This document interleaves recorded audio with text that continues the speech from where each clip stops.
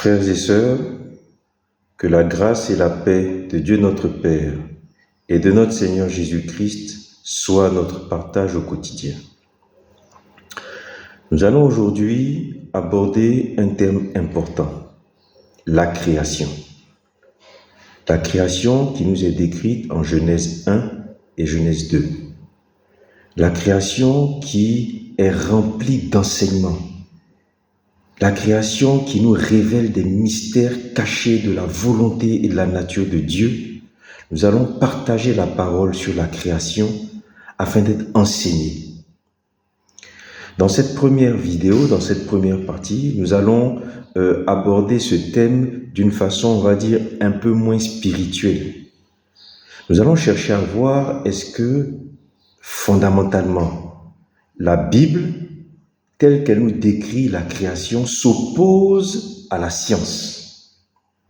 La science, qui a étudié l'évolution du monde, nous donne une chronologie du développement de la Terre et des hommes.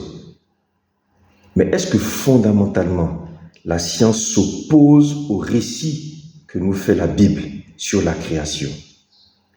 Dans cette première partie, nous allons donc comparer l'évolution de la Terre et du monde telle que nous décrit la science avec l'évolution de la Terre et du monde telle que nous le décrit la Bible et savoir si effectivement les faits scientifiques s'opposent aux faits religieux et spirituels et conclure pour savoir est-ce que la science peut véritablement être un facteur bloquant pour notre foi. Nous allons pour cela lire un résumé de l'histoire de la Terre. Ce sont des petites recherches que j'ai faites et à partir desquelles j'ai fait un résumé que je viens vous présenter. Dans Wikipédia, on apprend que l'étude de l'histoire de la Terre est une discipline scientifique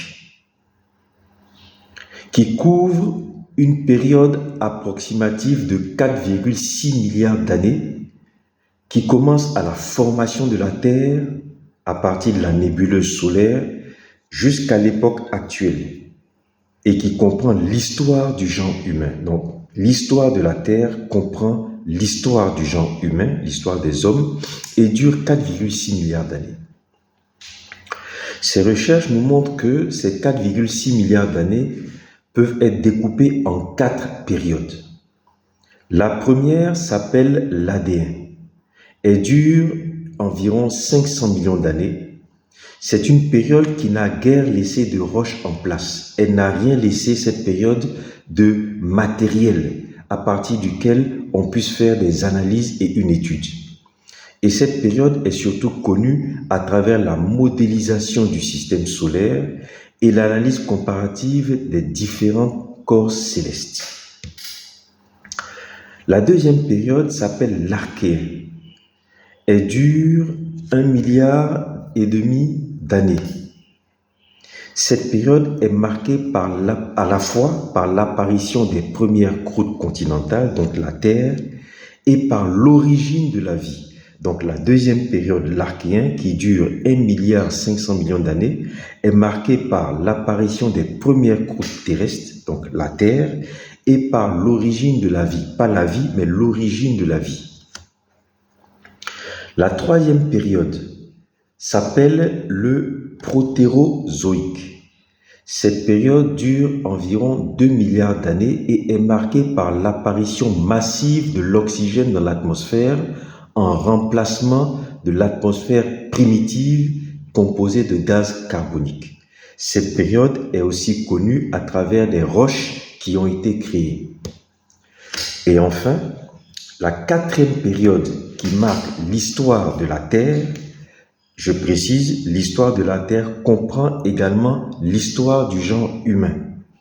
Donc la quatrième période s'appelle le Phanérozoïque, littéralement qui veut dire période des animaux visibles, des organismes multicellulaires, et qui est connue à la fois par l'analyse des roches, mais aussi par les fossiles qu'ont laissés les organismes animaux et végétaux, les restes des organismes animaux et végétaux. Cette période, c'est l'âge de la vie telle qu'on la connaît aujourd'hui et qui a commencé il y a environ 540 millions d'années. Donc, l'histoire de la Terre se découpe en 4 périodes. La quatrième, qu'on appelle le Phanérozoïque, a commencé il y a 540 millions d'années, continue jusqu'actuellement et est marquée par donc l'apparition de la vie telle que nous la connaissons aujourd'hui.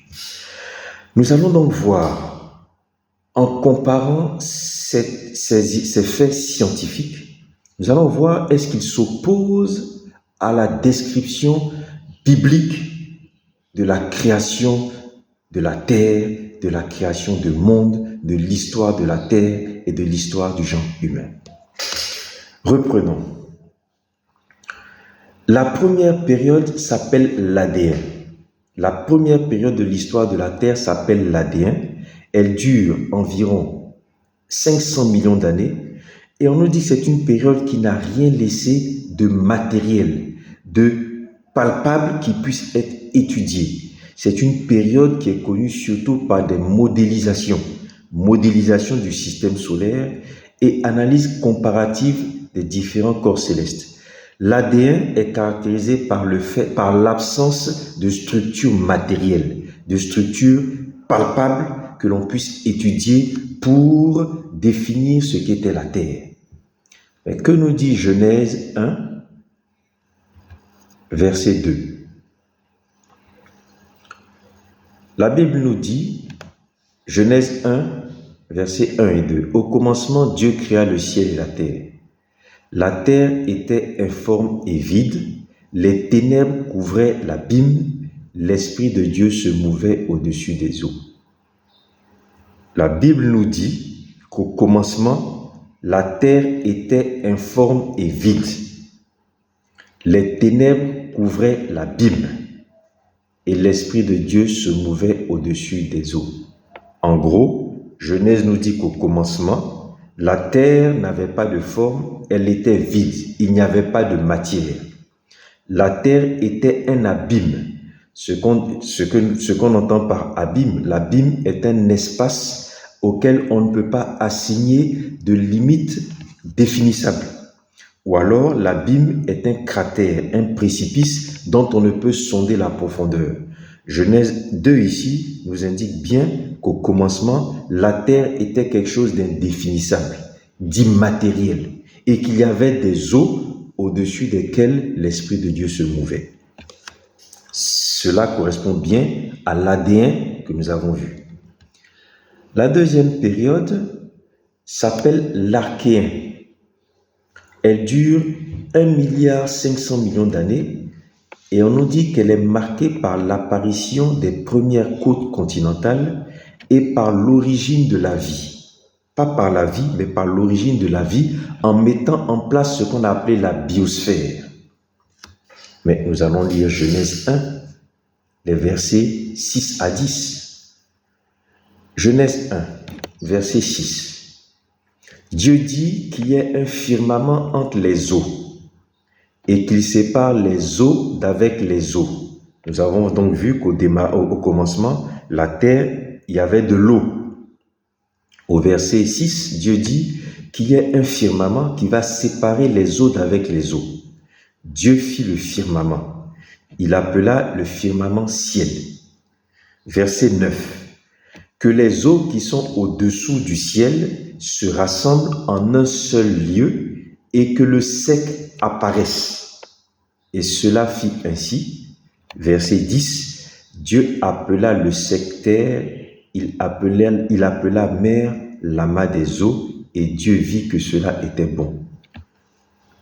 Première période, Genèse 1, 2, la terre est immatérielle, c'est une forme, elle est informe et vide. Deuxième période, qu'est-ce qui nous est révélé? Apparition de la terre, du sec, exactement comme ce qui nous est décrit dans la deuxième période appelée l'Archéen. D'accord? Et on nous dit que cette période l'Archéen est marquée aussi par l'origine de la vie. Nous savons tous scientifiquement, il est prouvé que la vie ne peut apparaître que là où il y a de l'eau. Ici, nous voyons donc bien qu'au commencement, il y avait de l'eau et qu'ensuite, à partir de l'eau, Dieu a défini de faire apparaître la terre. Il y a donc à un moment donné, à partir de Genèse 10, il y a la terre qui apparaît et il y a l'eau qui existe, l'origine de la vie. Ça correspond bien à notre période qui est l'Archéenne. La troisième période, on l'appelle le Protérozoïque, qui va durer 2 milliards d'années et qui est caractérisée par l'apparition de l'oxygène dans l'atmosphère. Et lorsque nous creusons un peu plus et que nous lisons l'encyclopédie Environnement, parue le 17 septembre 2019, au niveau d'Internet, c'est des informations qu'on avait prises au niveau d'Internet. Cette encyclopédie nous dit, publication du 17 septembre 2019, que presque tout l'oxygène respirable de la Terre provient des océans.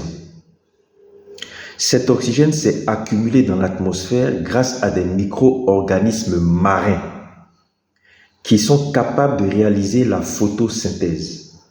Ce processus biologique est apparu dans les océans au cours de l'évolution du vivant il y a environ 3,7 milliards d'années. Les organismes de photosynthèse utilisent l'énergie du soleil pour casser, c'est-à-dire oxyder les molécules d'eau et libérer l'oxygène dans l'atmosphère.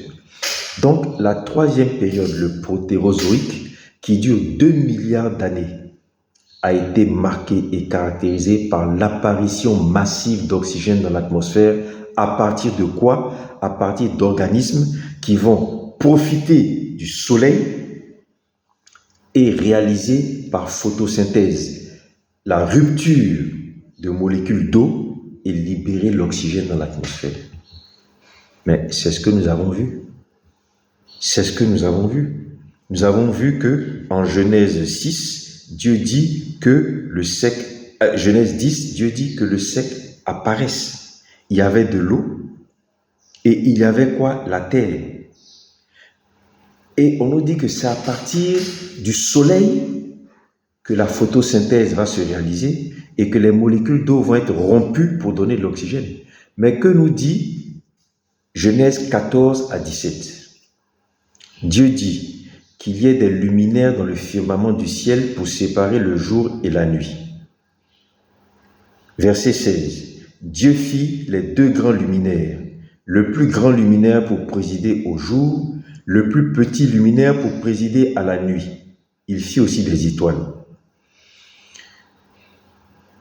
Dieu plaça dans le firmament du ciel pour éclairer la terre, pour présider au jour et à la nuit, et pour séparer la lumière et les ténèbres.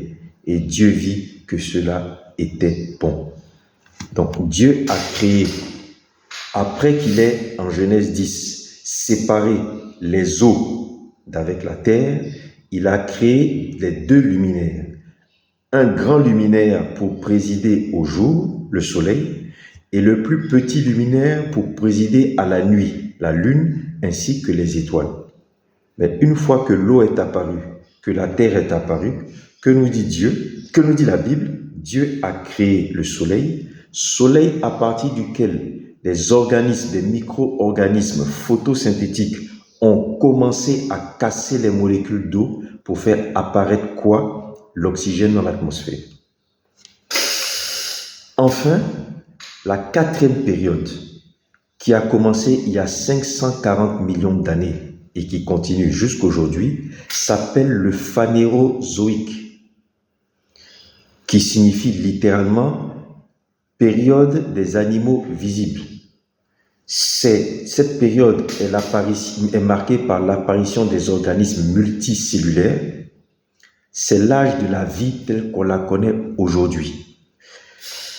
Elle marque l'émergence d'un grand nombre de formes biologiques, l'apparition des plantes sur la terre ferme, puis leur développement, l'évolution des poissons, enfin la conquête de la terre ferme par les animaux et le développement de la faune moderne. Donc la 4e période, telle que nous le définit la science, nous indique qu'elle est marquée par l'apparition de la vie telle qu'on la connaît aujourd'hui. Et cette période est connue par l'analyse des roches, mais aussi par les fossiles qu'ont laissés les organismes animaux et végétaux.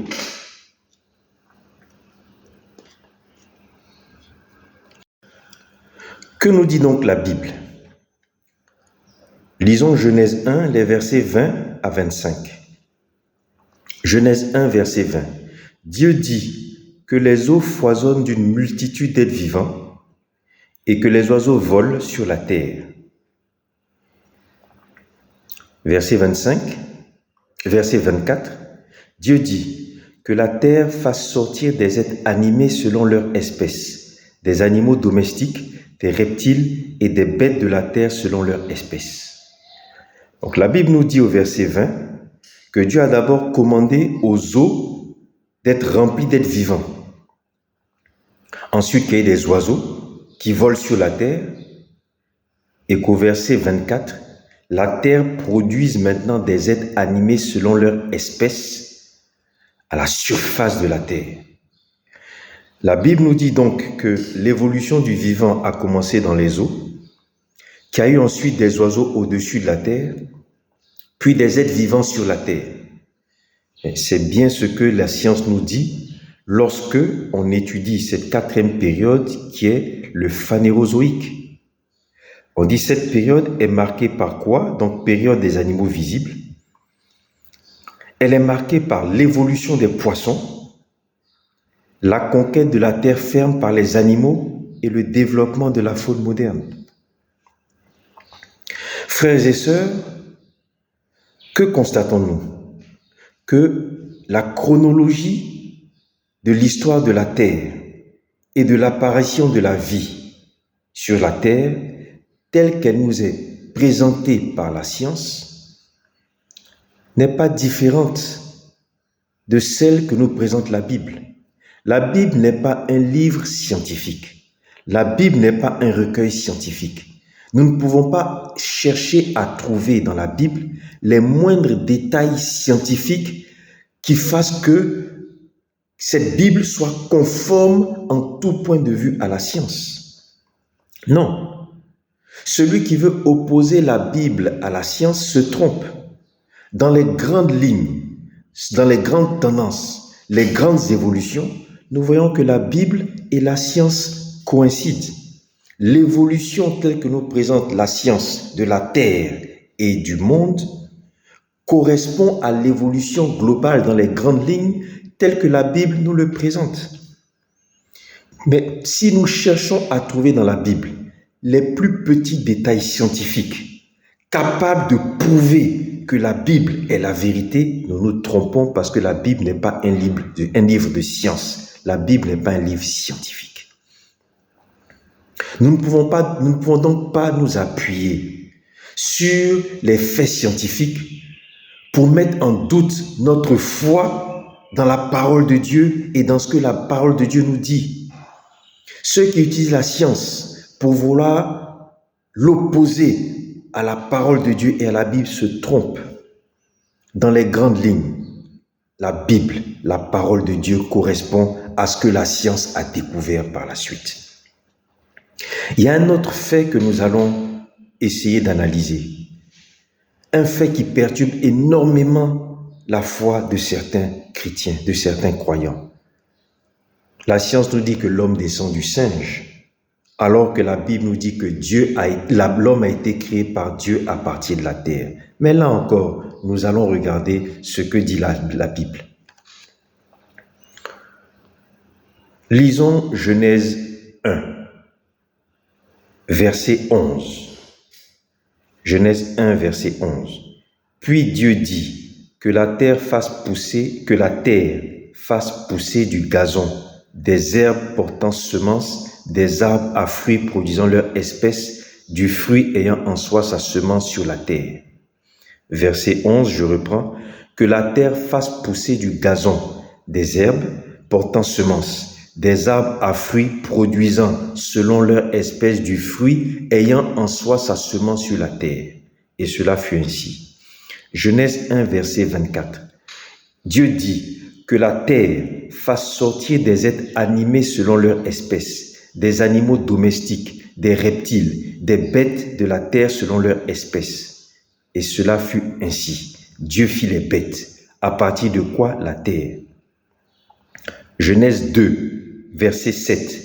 Et l'Éternel Dieu forma l'homme de la poussière de la terre et souffla dans ses narines un esprit de vie, et l'homme devint une âme vivante. Que nous dit la Bible ici?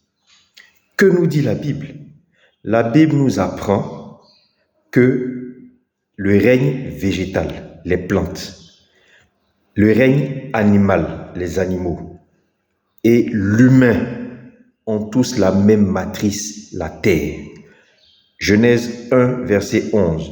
Puis Dieu dit que la terre fasse pousser du gazon. Genèse 1, verset 24. Que la terre fasse sortir des êtres animés. Genèse 2, verset 7. L'Éternel Dieu forma l'homme de la poussière de la terre. Frères et sœurs,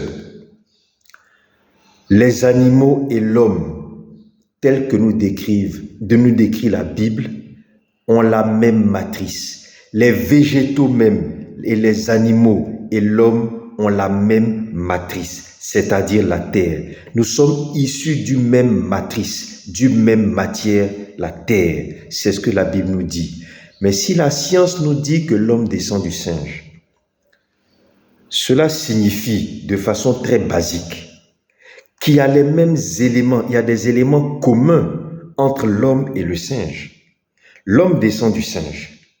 De façon terre à terre, de façon basique, à notre niveau, ça signifie simplement qu'il y a des éléments communs, il y a des origines communes entre l'homme et le singe. Mais est-ce que cela doit nous choquer lorsque la Bible nous dit que les animaux, donc le singe, l'homme et même les végétaux sont issus de la même matrice qu'est la terre? Même sur cette affirmation, la Bible ne contredit pas de façon fondamentale la science. Le singe et l'homme ont des éléments communs. La Bible nous dit que les animaux et l'homme sont issus de la même matrice, donc ont une matrice commune. Frères et sœurs, ce partage que nous avons fait a pour objectif de casser cette opposition que certains veulent faire entre la science et la parole de Dieu. Je répète, la Bible n'est pas un livre scientifique. Ne cherchons pas à trouver dans la Bible les éléments détaillés qui prouvent que la Bible et la science sont identiques et que la Bible ne s'oppose pas à la science. C'est une erreur. Dans les grandes lignes, dans les grands principes, la science confirme tout ce que la Bible dit. Et je terminerai sur un passage de Romains. Romains 1, versets 18 à 20. Romains 1, versets 18 à 20. Paul, s'adressant aux Romains, dit « Car la colère de Dieu se déclare du ciel contre toute impiété et injustice des hommes qui retiennent la vérité frauduleusement captive. » Verset 19. « Parce que ce qu'on peut connaître de Dieu est manifesté parmi eux, car Dieu le leur a manifesté. » Verset 20. « En effet, les perfections invisibles de Dieu, sa puissance éternelle et sa divinité se voient comme à l'œil depuis la création du monde quand on les considère dans ses ouvrages. » Ce que Paul nous dit ici, frères et sœurs, c'est que à travers l'ouvrage de Dieu depuis la création du monde, donc à travers la nature, à travers toute la démonstration de la nature que la science étudie, qu'une partie de la science étudie, une partie de la science a étudié et continue d'étudier la nature pour sortir des lois qu'ils utilisent pour le fonctionnement des hommes. La Bible nous dit, Paul nous dit que la nature elle-même révèle qui est Dieu, ses perfections invisibles, sa puissance éternelle et sa divinité. Frères et sœurs, la science ne s'oppose pas à la Bible. La science confirme la Bible. Et personne ne peut utiliser la science pour venir nous ébranler dans notre foi en la parole de Dieu. Frères et sœurs, que la grâce et la paix de Dieu notre Père et de notre Seigneur Jésus-Christ soient notre partage au quotidien.